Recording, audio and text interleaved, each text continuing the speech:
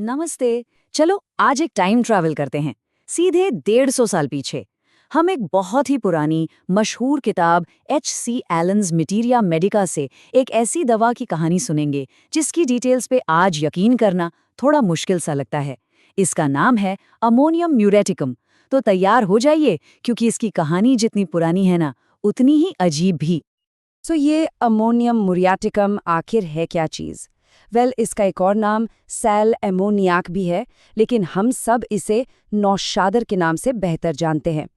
नौशादर का इस्तेमाल तो सदियों से होता आ रहा है, पर हम आज इसकी वो पहचान जानेंगे जो लगभग 150 साल पुरानी एक किताब ने बनाई थी। अच्छा, अब आते हैं इस कहानी के सबसे सबसे अजीब हिस्से पर। जरा सोचिए, एक ऐसी दवा जो स्पेसिफिकली उन लोगों के लिए है जिनका शरीर तो बड़ा और मोटा है लेकिन टांगें पतली हैं। अजीब है ना? यही इस रेमेडी की सबसे बड़ी, सबसे अनोखी पहचान है। आइए इस पेशेंट की पूरी तस्वीर बनाते हैं। तो सबसे पहला सवाल, आखिर ये रेमेडी है किसके लिए? वो कौन है? वो कैसा इंसान है जिसकी तस्वीर ये पुरानी किताब हमारे सामने रख रही है? चलिए देखते हैं।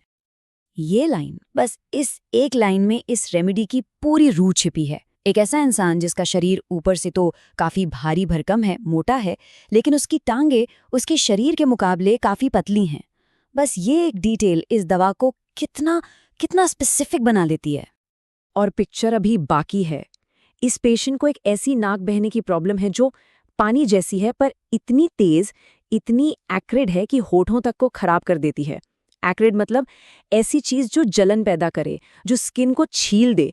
सोचो, एक ऐसी बहती नाक जो आपकी स्किन को लिटरली जला दे।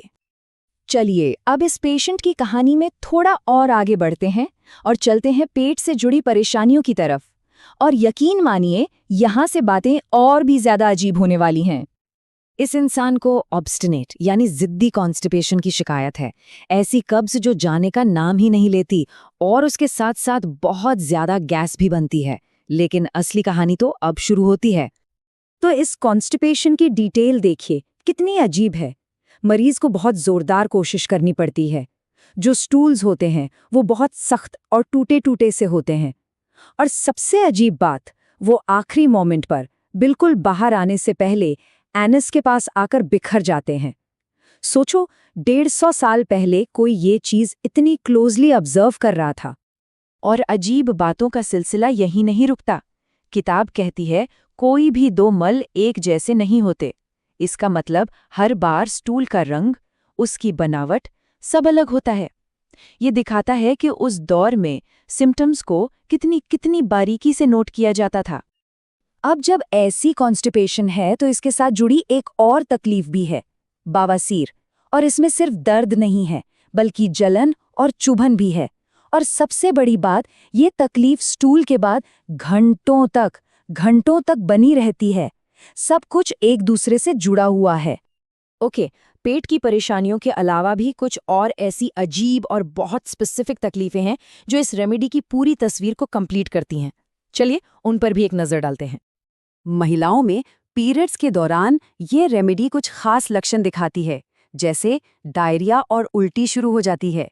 पैरों में नसों का एक तीखा सा दर्द उठता है। और सबसे स्पेसिफिक बात, रात के वक्त फ्लो काफी बढ़ जाता है। ये सब काफी सटीक डिटेल्स हैं। आगे किताब ल्यूकोरिया यानी व्हाइट डिस्चार्ज के दो बिल्कुल अलग अलग टाइप्स बताती हैं। एक अंडे की सफेदी जैसा, जिससे ठीक पहले नाभि के पास दर्द होता है, और दूसरा ब्राउन और चिपचिपा जो हर बार पेशाब के बाद होता है और इसमें कोई दर्द नहीं होता। इतनी बारीकी से की गई ऑब्जर्वेशन सच में हैरान करती है। अब आते हैं इस रेमेडी के शायद सबसे अजीब, सबसे अनोखे एहसास पर। कभी सुना है आपने कि किसी को अपनी पीठ में एकदम बर्फ जैसी ठंडक महसूस हो, वो भी शरीर के एक बहुत ही खास हिस्से में? किताब में बिल्कुल साफ लिखा है, पीठ में कंधों की हड्डियों के बीच ठंडक का एहसास। ये इतना अजीब और इतना सटीक है कि इसे पढ़कर हैरानी होती है। ऐसा एहसास जैसे किसी ने उस जगह पर बर्फ की सिल्ली रख दी हो। Just wow. और आखिर में कुछ और अजीब एहसास, जैसे चलते वक्त जांग के पिछले मसल्स का इतना खिंचा हुआ महसूस होना मानो वो छोटे हो गए हों। और इसके अलावा पैरों से बहुत ज़्यादा बदबूदार पसीना आना, ये सारी छोटी बड़ी बातें मिलकर एक बहुत ही अनोखी तस्वीर बनाती हैं। तो हमने इस रेमेडी की अजीबोगरीब दुनिया को देखा।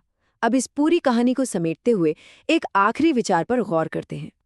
किताब आखिर में एक बहुत दिलचस्प बात बताती है कि अमोनियम मोर के बाद फॉस्फोरस और पल्सिटिला जैसी दूसरी दवाइयां अक्सर अच्छा काम करती हैं। इससे ये पता चलता है कि ये सिर्फ एक दवा की कहानी नहीं थी, बल्कि एक पूरे सिस्टम का हिस्सा थी, जहां दवाइयों के आपसी रिश्ते भी मायने रखते थे। तो इस पूरे विश्लेषण के बाद मैं आपको एक सवाल के साथ छोड़ना चाहता हूँ। 150 साल पुरानी किताब में बिना किसी मॉडर्न टेक्नोलॉजी के, बिना किसी हाईटेक मशीन के इतनी बारीक और अजीब जानकारी का होना, ये सच में हैरान करने वाली बात है, नहीं?